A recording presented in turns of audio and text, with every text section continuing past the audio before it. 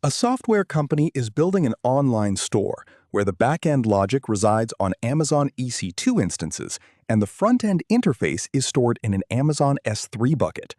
All source code is maintained in a GitHub repository, and the team needs to automate CI/CD workflows so that updates occur whenever the main branch is updated. Critically, the front-end and back-end must be able to be released independently of one another. Which approach fulfills these requirements? Option A.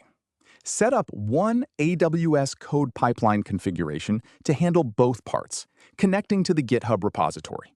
Define two build steps using AWS Code Build, followed by two deployment steps using AWS Code Deploy for both. Option B.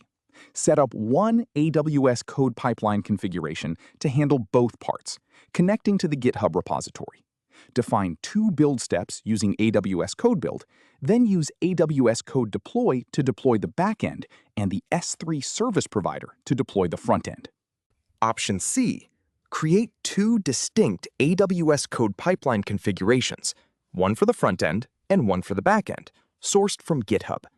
Configure one build stage using AWS Code Build and one deployment stage using AWS Code Deploy for both pipelines. Option D. Create two distinct AWS code pipeline configurations, one for the frontend and one for the backend, sourced from GitHub.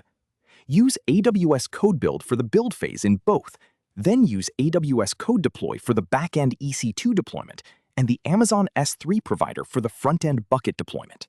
This question tests your understanding of CI/CD orchestration. You are essentially balancing the need for automation with the necessity of decoupled life cycles.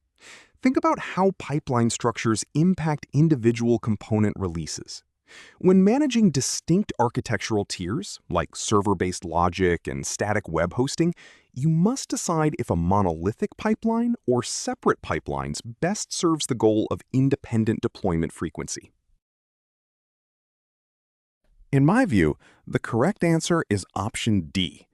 To satisfy the requirement for independent deployment of your front-end and back-end, you must create two separate AWS code pipeline configurations.